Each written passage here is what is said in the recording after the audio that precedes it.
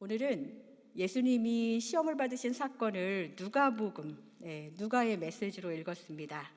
여러분들이 이런 시험에 대한 말씀을 읽으셨을 때 예수님이 시험을 이기셨나요, 지셨나요, 마귀에게?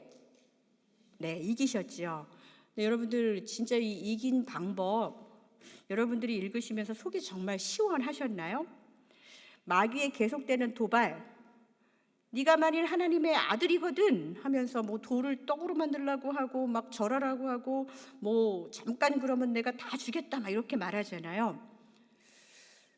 그런데 이 마귀의 도발에 대한 예수님의 반응, 정말 우리가 통쾌하게, 정말 우리가 바라는 바대로 예수님이 일하셨느냐 말이에요. 정말 내가 원하는 반응으로 사단을 이기신 예수님이실까?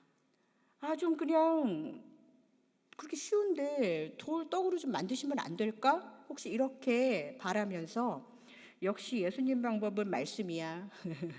그럴 수밖에, 그냥 이렇게만 생각하고 계신 분들 안 계신가요? 오늘 이 말씀을 우리 일상에 적용해 본다면 그냥 이런 거예요. 떡이 필요하고 돈이 필요할 때 필요한 돈을 주는 기적은 안 주시고 말씀으로 살아야 한다고 하는 그 큰 기쁨과 감격, 그것이 우리한테 진짜 큰 기쁨과 감격이고 그것으로 감사할 수 있느냐는 말입니다. 하나님만큼은 아니지만 사람에게는 꽤 능력 있어 보이는 그 존재가 바로 공중의 권세 잡은 자 마귀예요. 그가 예수 그리스도를 도발하는 거예요. 너에게 필요한 거 다 줄 테니까 나한테 한 번만 절해봐. 이렇게 아무도 없는 광야에서, 광야라는 곳은 어디예요? 그냥 하나님하고 나밖에 없고 거기에 마귀가 있는 거예요. 아무도 쳐다보지 않아요. 그냥 눈 딱 감고 한 번만 마귀에게 절하면 원하는 거 모두 능력과 권세를 가질 수 있다는데, 진짜 인성을 가진 어떤 인간이 그것을 마다하겠습니까? 괜히 예수님이 옆에서 주 너의 하나님께 경배하고 다만 그를 섬기라 이런 말 하면 이거 나 받아야 되는데 그러면서 예수님 좀 잠깐 가만히 좀 계세요 하면서 입단속하고 째려보고, 그것의 진심인 게 혹시 우리들의 본심 아닐까요? 제가 예전에 사역하는 교회에서 아들을 둘 낳고 열심히 딸을 낳기를 기대하시고 기도하셨던 집사님이 계셨어요. 여기도 그 스트레이트로 딸 셋 낳거나 아들 셋 낳으신 분들 계실 거예요. 한 둘째쯤 나오면은 막 기도하고 막 핑크색만 바라보면서 기도하면 딸 낳고 막 블루만 하늘만 쳐다보면서 막 아들 구하고 이런 분들 계셨을 텐데, 그분이 이제 제가 이제 딸을 낳았을 때도 제 손을 막 잡으면서 이렇게 잡으면은 딸 낳을 수 있나요? 하면서 막 잡고 막 그랬었어요. 그러던 어느 날 그분이 심각하게 이렇게 누군가에게 이런 말을 들었다고 그러고 저한테 온 거예요. 아이들 수영을 하러 갔는데 울트라사운드를 했더니 또 아들이다라는 이 셋째의 그 성별을 알게 되고, 그냥 수영하는 아들 둘 보는데 난 또 아들을 낳다냐고 그냥 이렇게 눈물이 났었나 봐요. 그러니까 이제 옆에 있던 권사님 할머니가 왜 그러냐고, 애기 엄마 왜 그래요 하고 물어보니까 이러이러해서 제가 또 아들을 가졌답니다 하고 막 목 놓아 울었다는 거예요. 아마 이거는 경험해보지 못하신 분들은 모를 거예요. 근데 그분이 그 얘기를 하고서는 할머니가, 그 권사님이 이렇게 등을 토닥토닥 해주시면서 뭐라 그랬냐면, 등을 이렇게 하면서 힘내라고, 응? 기도하면 고추도 떨어져 이러신 거예요. 예. 기도의 능력을 진짜 의심하지 않는 그 권사님의 그 이야기를 듣고 이 집사님이 저를 찾아왔어요. 목사님, 30년간 금식 기도를 5차례 하셨던 권사님, 그분이 저에게 와서 열심히 기도하면 그게 떨어진다는데 저 그렇게 기도해도 될까요? 20주인데 앞으로 남은 20주 동안에 그게 사라질까요?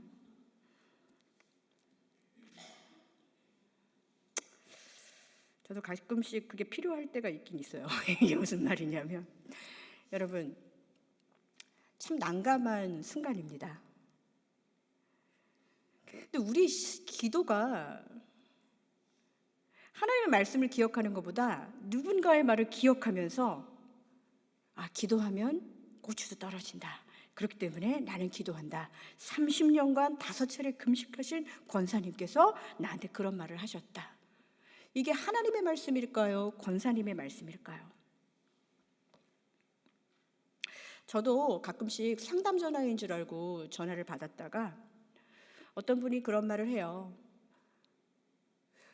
최 목사님, 진짜 내가 당신 나의 이 자녀의 문제, 내 아내의 이런 문제를 해결해 준다면 나 진짜 당신 영빨 있는 목사로 인정해 주겠어. 이렇게 말하시는 분이 계세요. 어떤 남자 목사들보다도 훌륭하다고 내가 인정해 주겠어요. 이렇게 저에게 아주 명예로운 도발을 하시는 분들에게 저는 가끔씩 그냥 평정심을 갖고 괜찮습니다 이렇게 말하기가 쉽지 않을 때가 있어요. 그분도 되게 절실하게 저한테 그런 말을 하신 거고 그것이 도발이라고 생각하지 못하지만 듣는 사람에게는 무언가 나의 명예심을 자극해가지고 무언가 내가 내 뜻대로 내 힘으로 내 능력을 누군가에 검증받고 싶어하는 그런 일들이 몰려올 때가 있습니다. 물질이든 명예심이든 자존심이든 혹은 그것이 진짜 나의 십자가고 내 연약함이고 내 갈급함에 관심이 있는 존재가요, 하나님만 계시는 게 아니라 사단도 있다는 것을 우리는 기억해야 합니다. 예수를 믿는 자들은 마귀의 권세, 그것이 항상 우리를 도사리고 있고 우리에게 최대로의 참 관심을 많이 가져주는 존재가 이 공중의 권세 잡은 그 존재라는 것이죠. 그 존재는요, 우리로 순간의 배부름으로 만족시키고 하나님과 영원히 결별하기 원하는 그 아름다운, 그러니까 마귀 편에서 그 분명한 목적과 전략이 있기 때문에 지금 어떤 방법으로든 하나님과의 관계를 단절시키기 위해서 우리에게 가장 매력적인 방법으로 다가올 수 있다는 것입니다. 그래서 제가 오늘 이 말씀을 여러분들한테 드리는 이유는 우리가 먼저 과연 지금 우리의 기도 속에 내가 하나님께 구하는 것이 진짜 하나님의 뜻을 구하는 건지 하나님을 시험하는 것인지, 내가 광야에서 예수 그리스도가 받은 이 시험의 사건을 가지고 나는 무엇을 적용해야 되는지 한번 생각해 보겠습니다. 먼저 우리가 알아야 할 것은요, 시험을 받으신 예수님, 계속 네가 만약에 하나님의 아들이거든 이라는 말로 도발하면서 사단이 얻어내고자 한 이 시험의 목적을 잘 알아야 해요.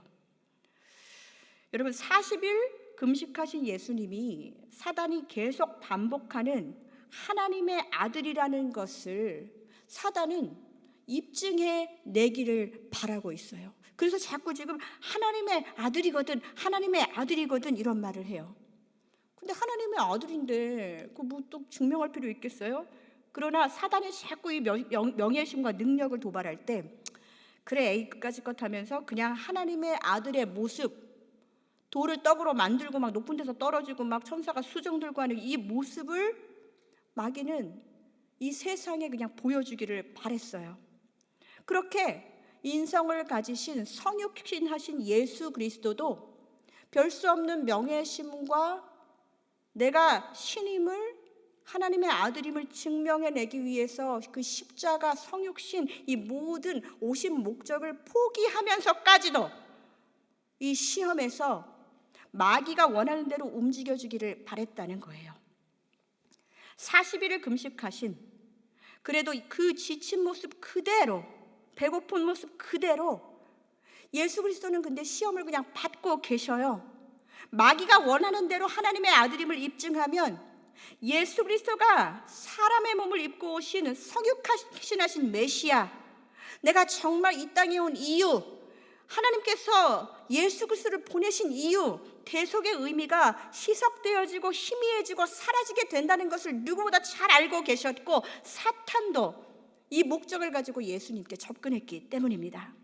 사탄은 예수가 하나님의 아들의 권세를 갖고 자신의 요구를 들어주면서 역시 자신이 갖고 있는 그냥 힘을 과시하기 위한 그런 신이었어. 성육신이란 건 이 땅에 있을 수 없어. 그러니까 인간의 구원도 있을 수 없어 하고 조롱하려고 가장 힘든 이 과정, 정말 인간의 몸을 입고 오신 예수 그리스도에게 이 먹는 것으로 40일 금식한 인성을 가진 예수 그리스도에게 먹는 것으로 먼저 도발을 하는 것입니다. 그러면 그럴수록 예수 그리스도가 붙든 것은 무엇이냐? 하나님의 말씀이었어요. 자기를 이 땅에 보내신 하나님, 그분의 말씀을 붙잡고 자신의 정체성이 흔들리지 않고 하나님을 향한 시선을 고정했다는 것입니다.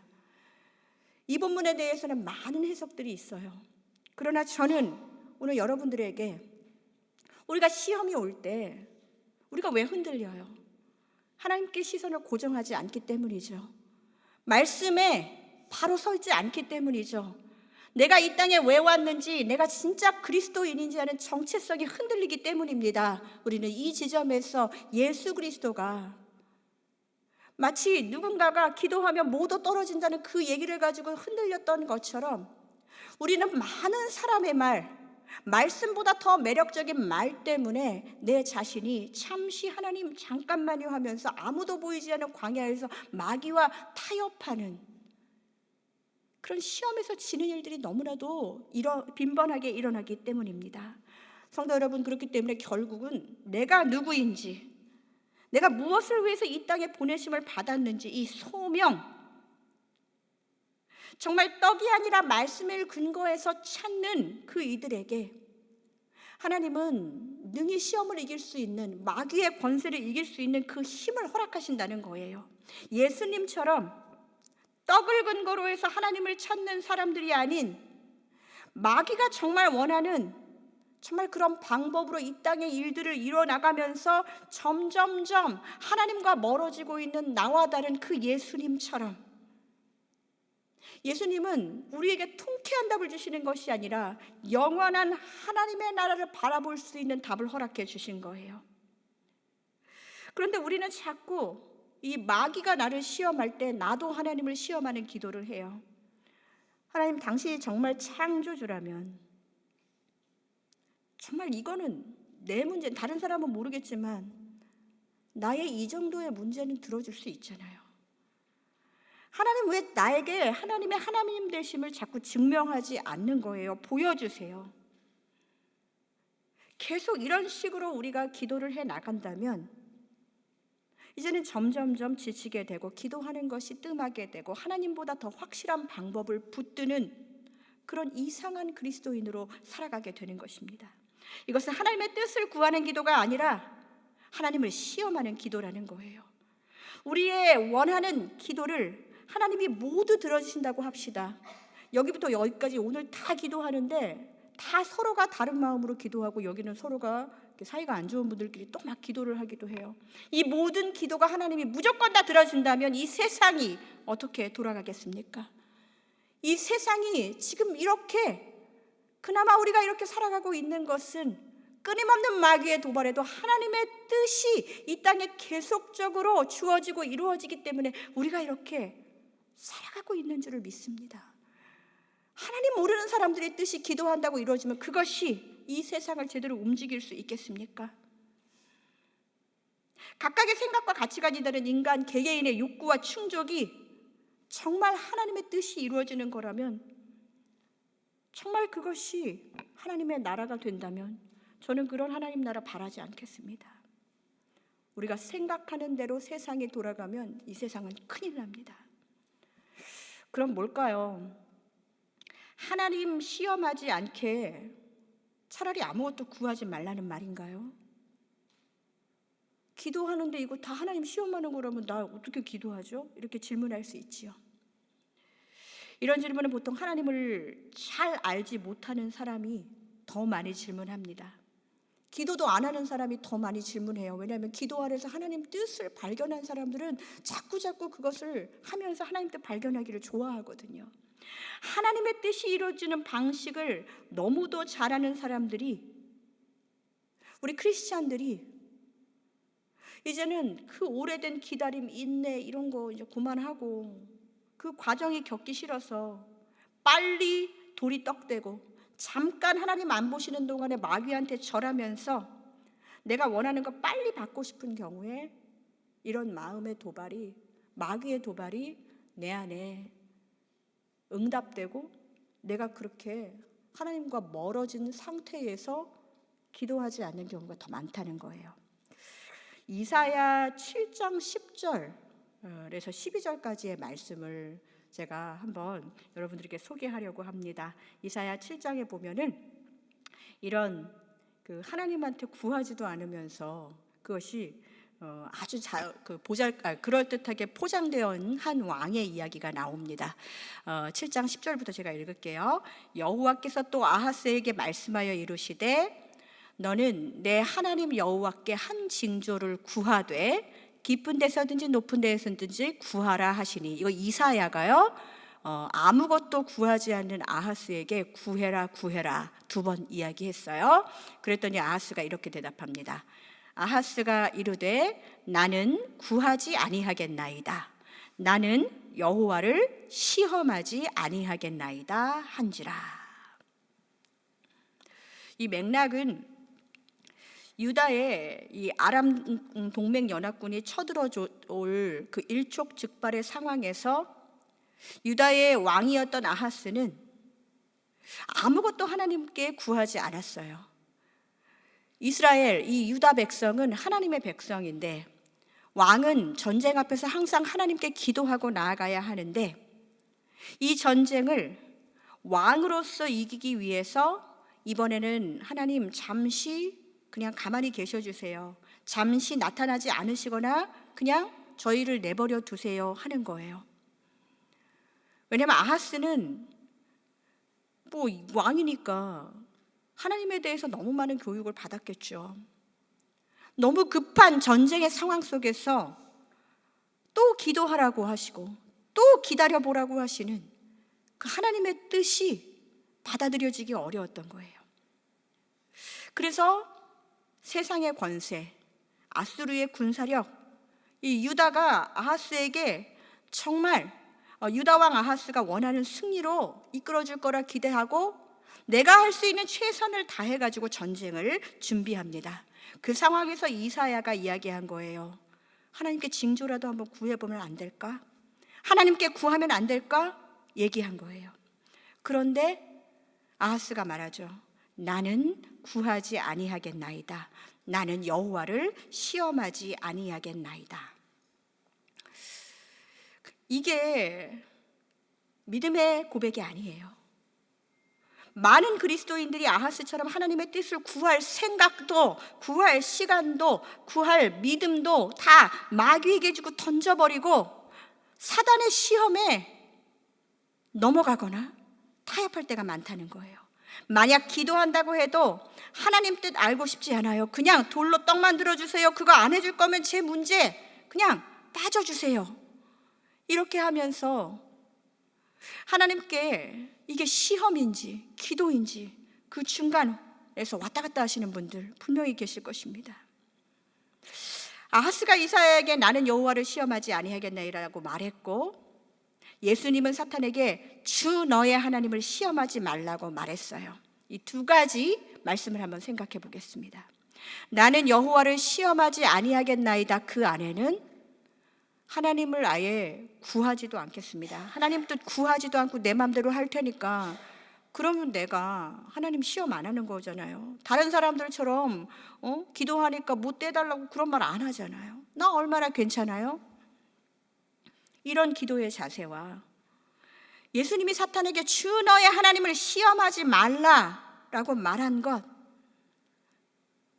잘못 들으면 다 믿음의 말 같아요. 그러나 첫 번째 그 아하스가 이사야에게 한 말은 여호와를 시험하지 않는 것이 아니라 이미 사탄의 시험에 완전히 넘어간 거예요.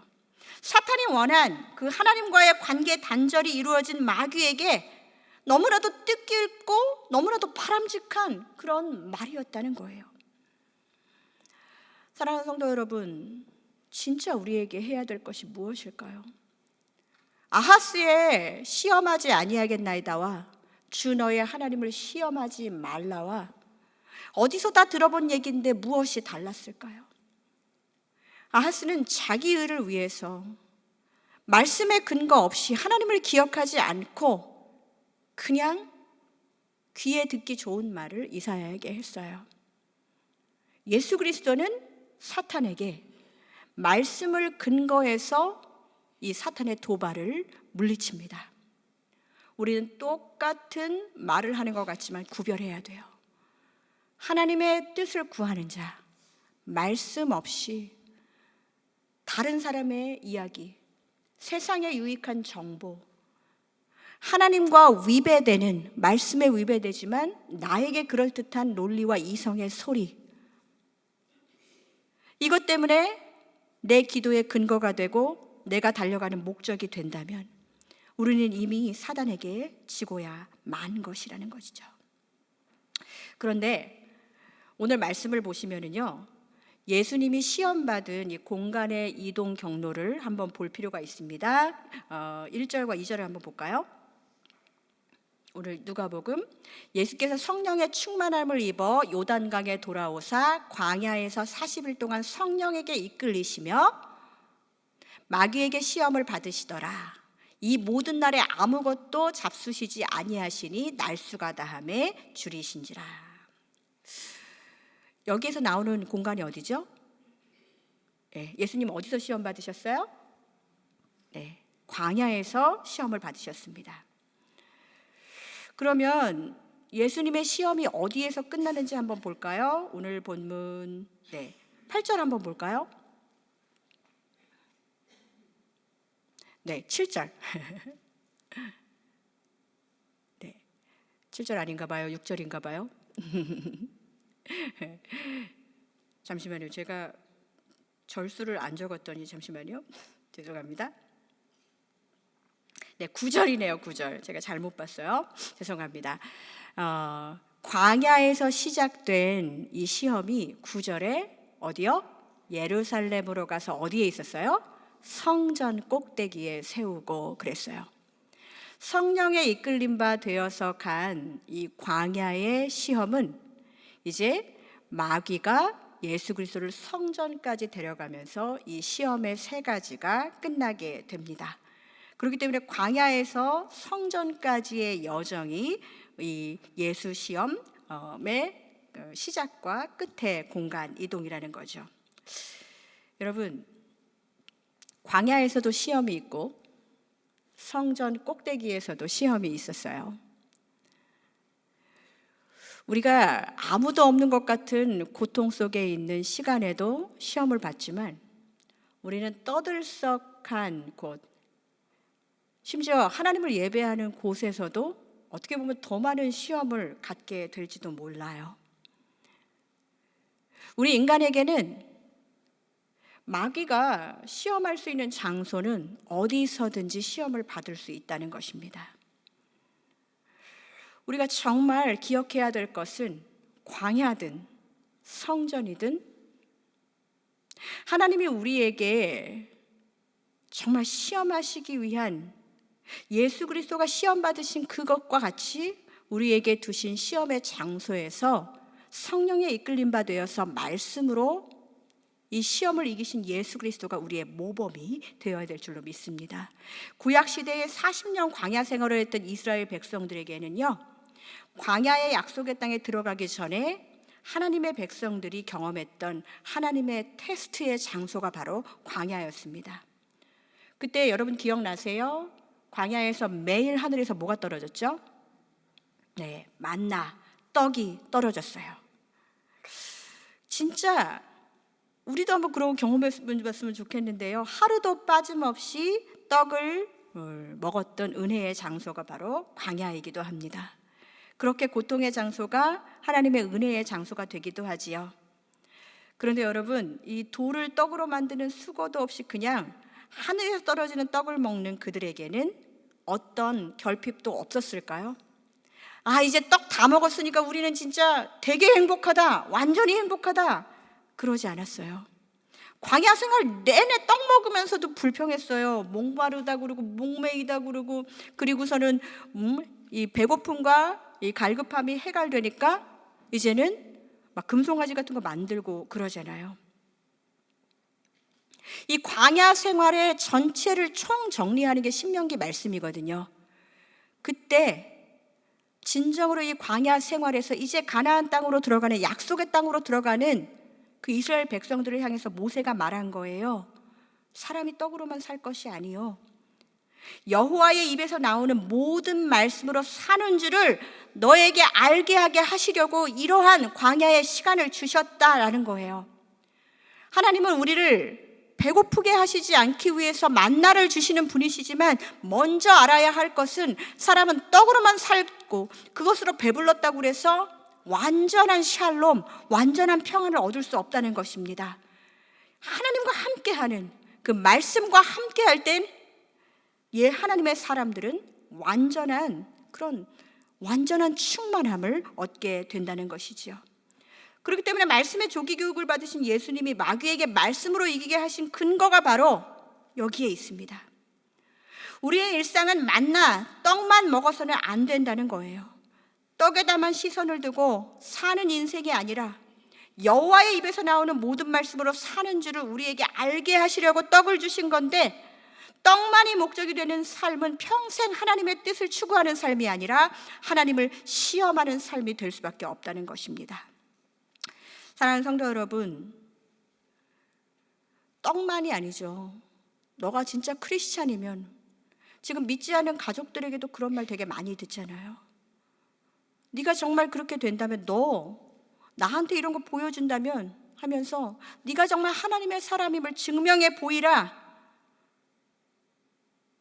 우리의 신앙이 자꾸 누군가에게 증명하는 것, 보여주기 워시급게 그런 신앙으로 발전하게 된다면, 사람에게는 그럴듯한 신앙인이 되는지 모르겠지만 점점점 하나님과의 관계가 말씀 안에 있지 않고 사람의 말로 인해서 움직이는 내가 된다면, 그것은 이미 우리가 시험 속에서 마귀가 우리에게 주는, 네가 정말 하나님의 사람이라면, 예수 그리스도께서 분명히 이기신 네가 정말 하나님의 아들이라면 했던 그 도발이 우리에게 왔을 때, 우리는 그것을 믿음으로, 말씀으로 이기지 못하고 사람의 말에 영합해서 살아가고 있는, 지고 있는 우리들의 모습이라는 것이지요. 성도 여러분, 그럴 때마다 나보다 성경을 더 잘 아는 사람이, 마귀가 마치 예수 그리스도께 말할 때 시편의 말씀을 인용해가지고 천사가 수종들게 하라고 하고 하는, 그렇게 말하는 것처럼 그럴듯한, 나보다 더 많이 아는 그런 성경의 지식으로 나한테 도전할 때, 예수 그리스도께서는 아무리 말씀을 근거로 해서 마귀가 높은 데서 떨어지면은 천사들이 수종들게 해라, 네가 정말 하나님의 아들이거든, 시편을 근거로 그렇게 말했을 때도 예수 그리스도의 답은 그거였어요. 주 너의 하나님을 시험하지 말라. 주 너의 하나님을 시험하지 말라. 세상에 증명해 보이기 위한 모든 능력과 권세, 너 하나님의 아들이라며, 너 하나님의 딸이라며, 아무도 없는 광야에서 잠깐 짠하고 보여져서 마귀의 코를 납작하게 해줄 수 있는 그분이 그 힘을 사용하지 않고 성육극신하신 완전한 인간으로 끝까지 그 시험을, 말씀의 마음에 새긴 말씀을 가지고서는 믿음으로 이기신 것처럼, 우리가 정말로 해야 될 것은 나에게 도발하는 사람들에게 미움과 원망을 갖고 하나님 저한테 도대체 왜 이러세요? 왜 이런 상황을 주세요가 아니라, 우리의 심령에 선포해야 됩니다. 주 너의 하나님을 시험하지 말라. 하나님, 나는 하나님을 붙잡고 말씀을 기억하면서 살기로 작정한 사람입니다. 자꾸 내게 이런 도발이 올 때마다 이 시험 말씀으로 물리치게 해주세요. 하나님, 자꾸 염려가 나를 엄습합니다. 내 안에 새긴 말씀을 꺼냅니다. 아무것도 염려하지 말고 오직 모든 일에 기도와 간구로 너희 구할 것을 감사함으로 하나님께 아뢰라. 그리하면 모든 지각에 뛰어난 하나님의 평강이 그리스도 예수 안에서 너의 마음과 생각을 지키시리라. 우리의 마음에 새겨진 말씀들이 있어야 돼요. 그래야 자꾸 꺼내보지요. 무언가 근심이 다가올 때마다 우리의 시선을 어디다 둬야 될지, 너희는 마음에 근심하지 말라. 하나님을 믿으니 또 나를 믿으라. 이 말씀의 끝은 우리를 위해서 처소를 예비하러 가신 예수 그리스도, 하나님 나라의 시선을 두게 하는 말씀입니다. 완전한 인간으로 끝까지 말씀 붙들고 승리하신 예수 그리스도가 우리의 표본이 되어야 돼요. 성도 여러분, 오늘의 말씀은 이렇게 끝나요. 13절입니다. 마귀가 모든 시험을 다한 후에 얼마 동안 떠나니라. 얼마 동안 떠났대요. 이 말씀은 우리를 긴장하게 해요. 예수님도 마귀를 시험에서 이기셨지만 완전히 마귀가 물러가지 않았다는 거예요. 얼마 동안 떠났다는 것은 또 온다는 얘기입니다. 오늘 말씀으로 이겼다고 해서 나는 완전히 이제는 마귀가 나한테 이제 한번 혼내줬더니 이제 다시는 오지 않을 거야, 내가 마귀에게 완전히 물러서게 된 그런 존재가 아니라는 거예요. 그래서 우리는 세상을 이길 힘이 필요하고 말씀이 필요한 거예요. 요한일서 5장 4절에 그러지요. 무릇 하나님께로부터 난 자마다 세상을 이기느니라. 이 세상을 이기는 승리는 이것이니 우리의 믿음이니라. 우리는 말씀으로 돌아갈 수밖에 없어요. 사랑하는 성도 여러분, 광야의 시험도, 성전에서 받는 시험도 여전히 우리에게는 너무나도 힘든 시험들입니다. 아까도 말씀드렸지만 어떻게 보면 성전에서 더 많은 시험과 도발을 받을 때도 있지요. 근데 그것은 우리가 모여있는 이 성전, 이 건물 자체의 성전보다 우리가 진정으로 광야 같은 인생길에서 만난 예수 그리스도, 이제는 교회의 머리가 되신 예수 그리스도, 그분을 만나야 되는 거예요. 마귀는 진짜 이상해요. 성전의 꼭대기, 교회의 머리가 예수 그리스도인데 거기에 예수님 데리고 가면 딱 거기가 홈그라운드잖아요. 마귀는 어디서든 도발할 수 있다고 생각했기 때문에 하나님의 거룩하신 성전에서도 예수 그리스도에게 시험을 줍니다. 이제는 우리가 참 성전 되신, 교회의 머리 되신 예수 그리스도가 우리의 문제의 해결자라는 것을 기억하면서 누군가가 해주는 달콤한 이야기, 말씀이 아닌 데서 주는 달콤한 나를 위한 생각들, 그것이 나를 지배하지 못하도록 말씀 안에서 나를 자꾸 새롭게 해야 됩니다. 주 너의 하나님을 시험하지 말라. 이 말씀을 내 삶에 자꾸 선포해야 됩니다. 말씀으로 이겨내야 됩니다. 나는 여호와를 시험하지 아니하겠나이다라는 적당한 변명 속에서 하나님 없는 계획 세우고 있는 세상의 아하스들이 생기는 그런 이유가 바로 말씀에 근거한 신앙이 아니라 보이는 떡과 명성과 능력을 구하는 신앙이기 때문입니다. 어떤 교회 성장학자가 이런 말 했어요. 한국에 와서 교회는 기업이 되었다. 그래서 그런지 우리는 무언가 보암직하고 먹음직한 교회의 형태, 모습, 이런 기업형의 교회, 이런 부분들에 더 매력을 갖는 것도 사실입니다. 우리는 우리의 교회를 진정으로 사랑하고 교회로 살아가기 위해서는 이런 세상에 이 기름기를 쫙 빼고 그 어느 곳에도 주 너의 하나님을 시험하지 말라, 시험하는 곳이 있으면 그곳을 위해서 기도해야 됩니다. 우리는 어디서든 믿음의 사람임을 기억하면서 그냥 기억만 하는 것이 아니라 말씀을 마음에 새기고 내 목적을 위해서 영혼까지 팔 수 있는 그 능력, 나는 진짜 하나님 잠깐 눈 감고 하나님 잠깐만요 다시 회개하고 돌아올게요 하면서 내 영혼이 마귀에게 자꾸 뺏기고 있는 그 능력, 내가 제일 잘할 수 있는 배신, 불순종, 이런 것을 하지 않고 하나님께로 시선이 가고 하나님의 뜻에 내 뜻을 맞추는 것, 우리 이거 연습하기 위해서 이 아침에 모인 것입니다.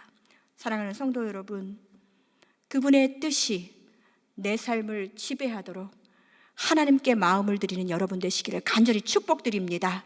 세상의 모든 어떤 것, 그 어떤 어둠의 권세도 우리에게 침몰하지 못하도록 늘 깨어서 말씀 안에서 말씀으로 물리치고 기도하는, 정말 기본으로 돌아가는 그리스도인, 이 예배자가 되시기를 주님의 이름으로 축복드립니다. 이 시간 함께 우리 시선 찬양하면서 우리의 흔들렸던 시선들, 세상의 말 속에서 하나님의 말씀을 잊어버렸던 그 모든 시간들을 다시 하나님께 온전히 올려드리는 그런 시간이 되기를 간절히 소망합니다. 함께 고백하겠습니다.